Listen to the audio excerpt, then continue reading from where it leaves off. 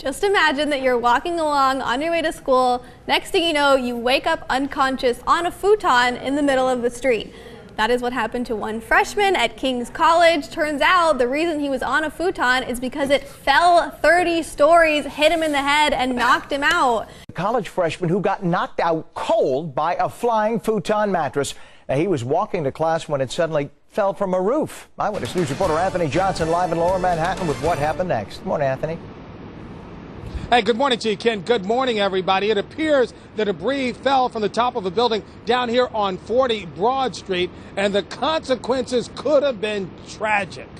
Think Wile E. Coyote, squished by an anvil. But it's no joke for college freshman Jesse Scott Owen. He's shaking off the pain, but not the wonderment of being flattened by a falling futon mattress on Broad Street. Then later I realized, I'm like, that's absurd, and I was cracking up for the rest of the day. Up from Florida just 3 weeks ago, Owen was walking to his freshman class at King's College in Lower Manhattan when bang, he woke up on the futon. When he asked where the futon came from, a passerby explained it had just knocked him out. I'm like, yeah, okay. And at the time, it made perfect sense. I'm like, of course, yeah, a mattress fell on my head, of course. They took care of Owen until emergency workers arrived, and they took him to New York Downtown Hospital with a sprained neck and a possible herniated disc. I got some x-rays done, got an MRI done. For the most part, they say I'm good. There shouldn't really be much of any problems. And I know, I'm really blessed. Now, the New York City Buildings Department did send out a message on Twitter to building owners on that windy day, telling them to secure all of their property on top of the buildings. That's the latest live from Lower Manhattan. Anthony Johnson, Channel 7 Eyewitness News. All right.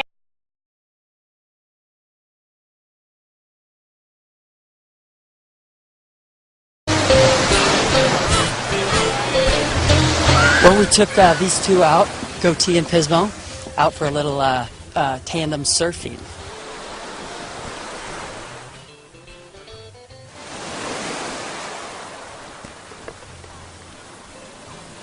They did a pretty good job. They caught the first wave, and it was pretty good. I love surfing, so I figured the goats would like surfing, so it's pretty fun experience.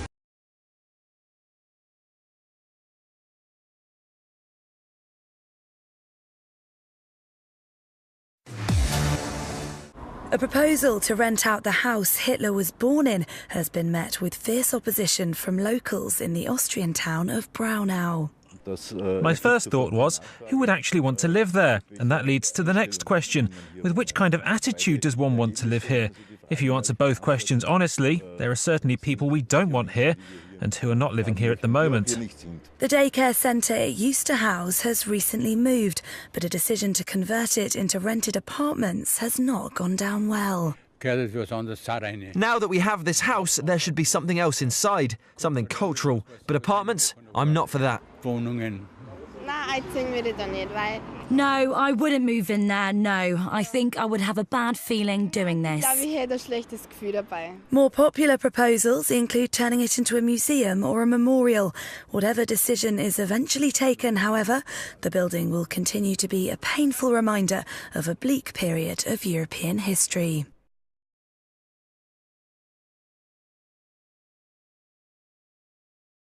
Move over cheeseheads. Bagel heads are sweeping Japan. The latest extreme fad has people injecting saline into their foreheads to make it look like they have bagels under their skin.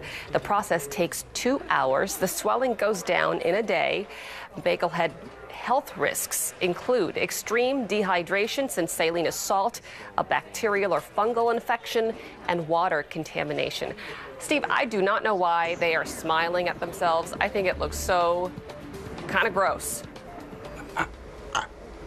What? I don't even know what to say about that.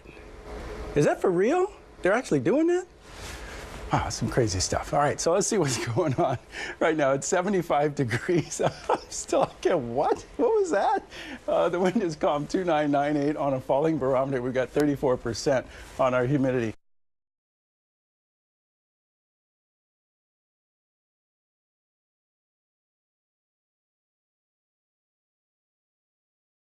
The Waldorf Astoria Hotel, a New York landmark, hosts celebrities, diplomats, and world leaders. But there's a new guest, a queen, that's creating quite a buzz.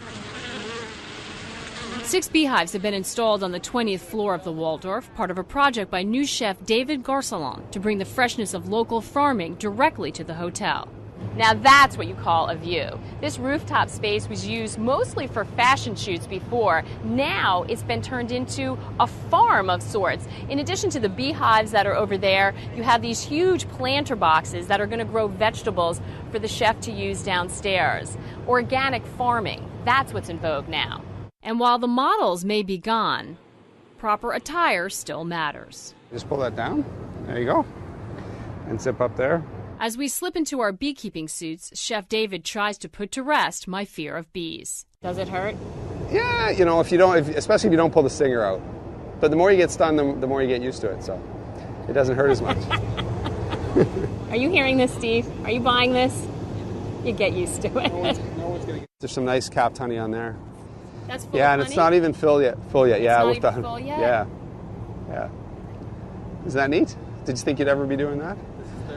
No, I actually think I'm frozen with fear right now. The Waldorf hosts more than 250,000 bees, a situation Chef David says benefits both the bees and the city. It helps pollinate trees and plants all over the city. It's educational for our chefs that, you know, we're all learning about beekeeping and where one of our ingredients comes from. And, you know, it's fresh. It's local. Convinced about the long-term benefits, New York City dropped an 11-year ban in 2010. And now it's harvest time at the Waldorf.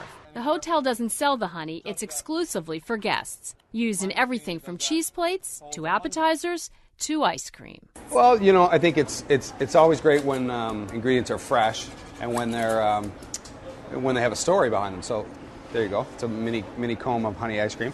So you know, when you can tell the guests this came from our roof, and so cheers. Try it. Cheers. Maggie Lake, CNN, New York. That is delicious. Delicious.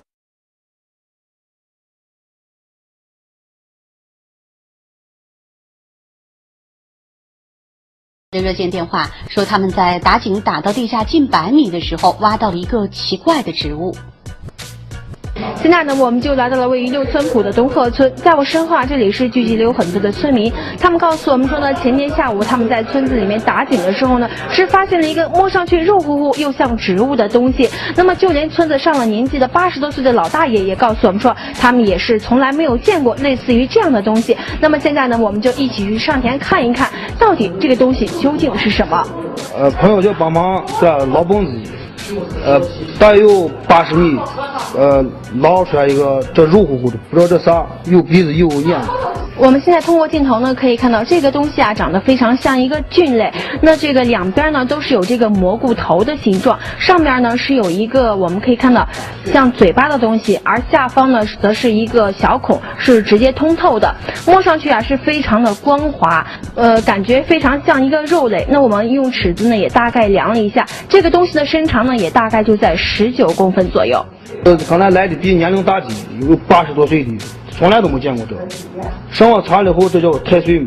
何先生告诉我们说，他在网上呢是查看了相关的信息，发现太岁这个东西呢，在民间呢是俗称肉灵芝，而我们呢也是在网上呢也是查阅了相关的信息，发现这个肉灵芝呢之前在我国的多个城市呢是已经被发现过，而同时呢这个东西呢比较适合在我们陕西的秦岭山脉是成长的，由于它这个生长的环境特殊，一般呢都是深埋在底下，那么很难呢被人们发现的。而同时呢，我们了解到这个肉灵芝呢在网上也是有很多的说法，有人传说啊，秦始皇当时啊要寻找这个长生不老的药，发现这个肉灵芝呢就是这个药材的其中之一。还有人说啊，李时珍在《本草纲目》记载药类当中啊，这个肉灵芝呢也是其中的之一。贺先生表示呢，今天是周末，他先暂时的将这个摸上去肉乎乎又像植物东西啊搁置到家里，明天呢会和我们的记者一起去寻找这个植物学家，来对这个东西呢做出一个科学的鉴定。那么也希望大家能够在明天的同一时间继续收看我们的西安零距离记者端清燕凤。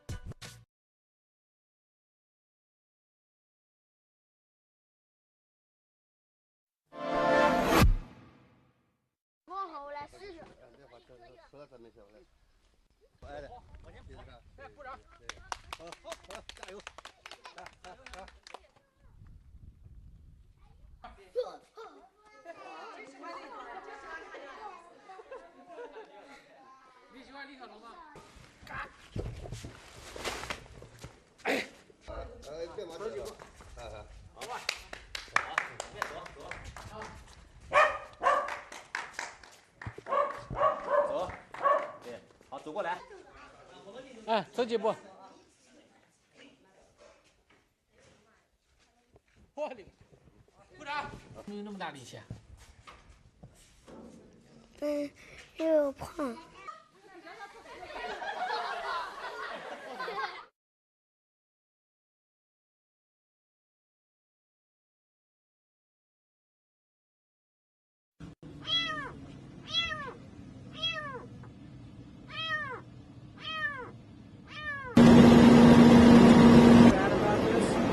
That doesn't belong to anyone.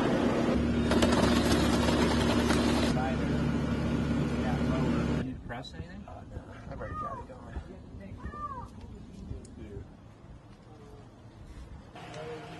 Look at my locator. 18.7 feet. That's exactly where he is.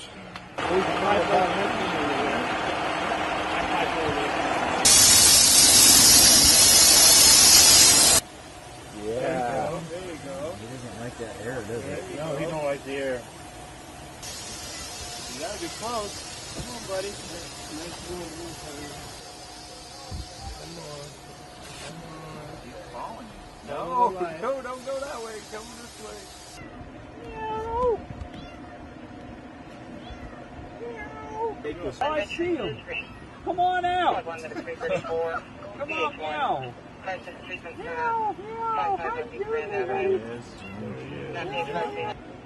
Oh, man. Can you take it? No, you swiped at it. Come on, it's food.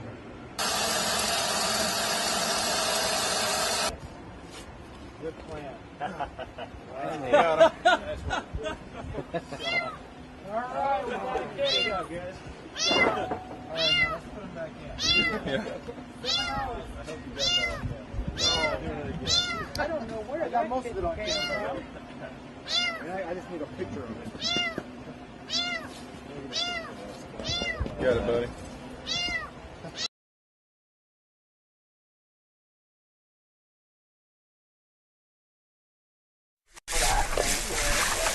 Cob is a miracle substance. It's clay, sand, straw, and water mixed in certain proportions that make it a very viable, sturdy, and stable building material. They are mixing a mixture of mud to do a finished earthen floor. And so we mix a combination of clay soil and sand and chopped straw. Cob has been something that's been around for thousands of years, that our ancestors have used for thousands of years, so I know it works. It's readily available all over the earth. You can find cob for free. It is a wonderful thermal mass, so you can store cold and heat in ways that can work to save energy. One of the engineering feats of cob is that you can build the walls in a curvilinear way. There are very few straight lines and right angles in nature. So one of the things about cob houses is that they mimic nature a lot more than you see in the buildings that we're building right now in the mainstream. It's not an experimental material. The things we're doing out in the mainstream building are experimental because we've only been building like that for, 100 years. This place, there's something about it that feels very different. This is like a family member. The really cool thing about this is that it makes community. It builds community to build a house like this. And I guess the main thing is that so many people that I know helped build it, so their hands are in the walls. The thing that's really wonderful about these materials is that this whole house was built for under $6,000. That doesn't include labor costs. All kind of experiences are woven through it that are really memorable and special to me.